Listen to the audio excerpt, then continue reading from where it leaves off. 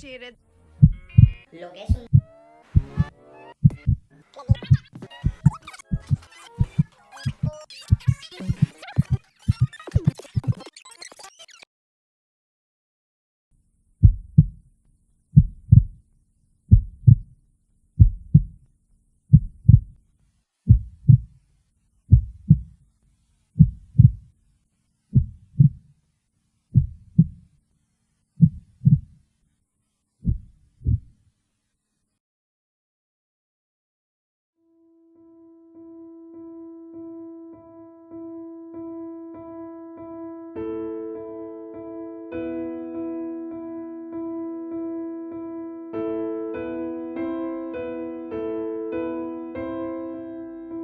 My name is Richard Peterson. I'm the high school assistant principal at the American School of Barcelona.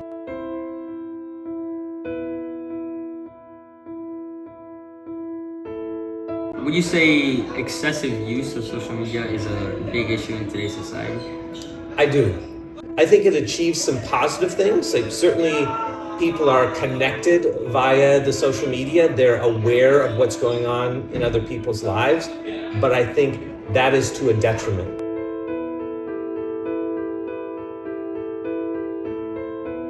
Very significant negative things happen in students' lives because of what's posted on social media. There's bullying that happens on social media that leads to self-harm. There's false information that's spread via social media that leads to people making poor decisions. There's no vetting of what gets put on social media, so it becomes fact, when in fact it's just hearsay. It's not even an opinion. In fact, in some cases, it's knowingly putting out false information to create an impact.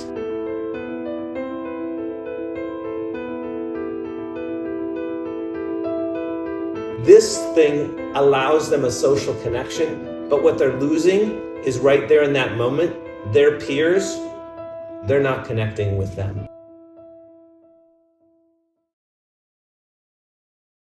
If you could give one word to describe this issue, what would it be? Scary. It's inherently, if you're putting something out there to be shared publicly or with a private set of people, it's, you're inherently putting it out there. So I think people get that basic part of how the service Mr. works. Zuckerberg, you're in the foothills of creepy. You track people who aren't even Facebook users. You track your own people, your own users who are your product, even when they're not on Facebook. I'm going to land this plane pretty quickly, Mr. Chairman. I mean, it's creepy. And I understand you make a lot of money doing it, but I just wonder if our technology is greater than our humanity.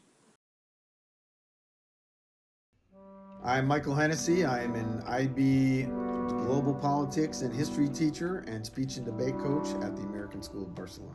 I have heard more and more talk about how young people's brains are being altered.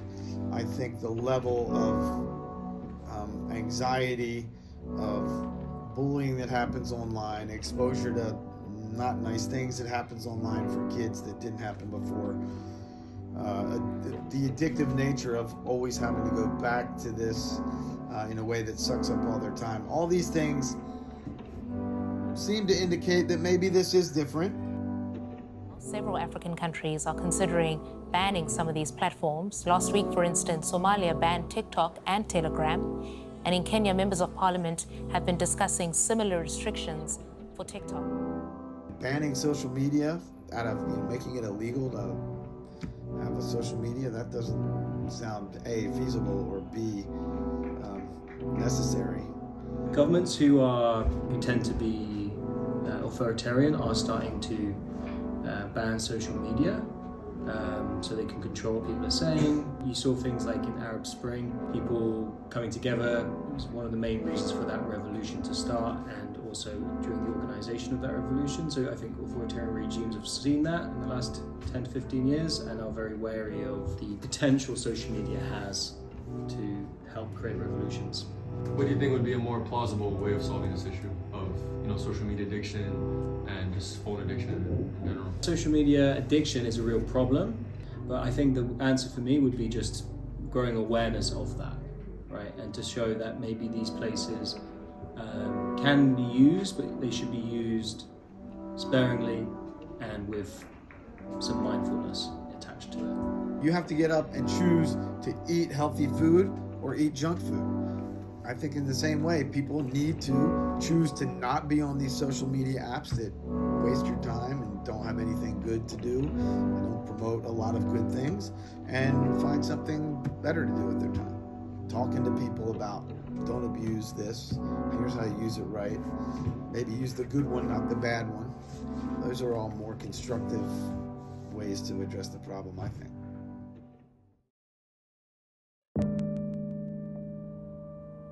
Has it ever become a big problem? For me personally, I wouldn't see social media as a big obstacle or problem in my life. I've noticed it be for other people. For other people, it's to the point that their screen time, is reaching some unhealthy levels, and they're constantly reaching their phones, and they can't spend a day without scrolling on TikTok for hours, or using it for entertainment and constant pleasure and gratification. So. I use my phone a lot in school, and especially outside of school. Average 5 hours a day, social media. Have you seen any negative outcomes come from that? Yeah, specifically getting addicted to other things outside of social media as well. Usually on TikTok, I'd watch and scroll, and I came across videos of people gambling, and it led me to be curious and also discover gambling myself. Mentally, it took me away from a lot of the things that I was passionate about doing. There's a lot of just stupid and just so irrelevant things online that are constant, weird trends and jokes and just random memes that just completely, I guess, just rot your phone into just stupid jokes. And I feel that's a really terrible manner of content that we consume on a daily basis. Overall, I think for teenagers, it can be toxic and can lead, especially for girls, but also for boys, them to compare themselves to others they may see online, set unreasonable and unattainable expectations for themselves. A lot of my For You page on TikTok has to do with bodybuilders and whatnot. I also see kids who are big my age too, and it leads me to become a little bit insecure about the way I look. No matter how hard I work, I will still feel bad about myself if I see someone a little bit bigger than me. Often on social media, people only portray a perfect, very selected and calculated lifestyle or parts of themselves. So people might see this part of other people and think it's their whole entire life, when that's not really true, because many people have different parts of who they are that they don't show online.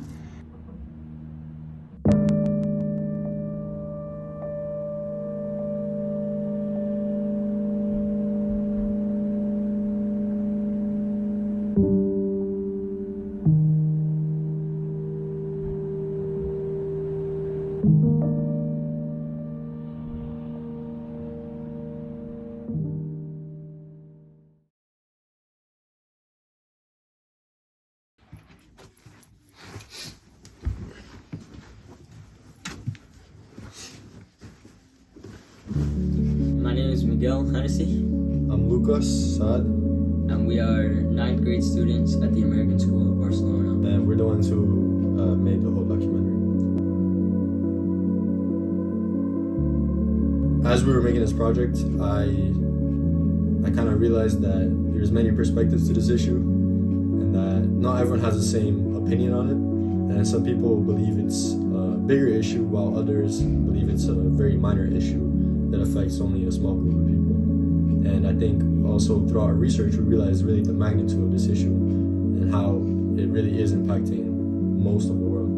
I think that coming into this, obviously I knew it could be a problem, that it was an issue of sorts. But before we chose to make this documentary, I don't think I was very aware of all the problems that were happening, especially when it comes to what happens in a young person's mind when they are addicted to social media. And I think creating this documentary and in the process of doing the research to make it, I think it kind of opened my eyes to the kind of how grave this issue really is, and how if nothing really happens right now, it might become a bigger and bigger problem. I think also like when it comes to solving this issue, it's really not a simple solution. You know, there's people that think companies who created these social media platforms are to blame, while others believe it's the users for not using the social media responsibly. And so I think there's a lot of factors also that play a part into this issue.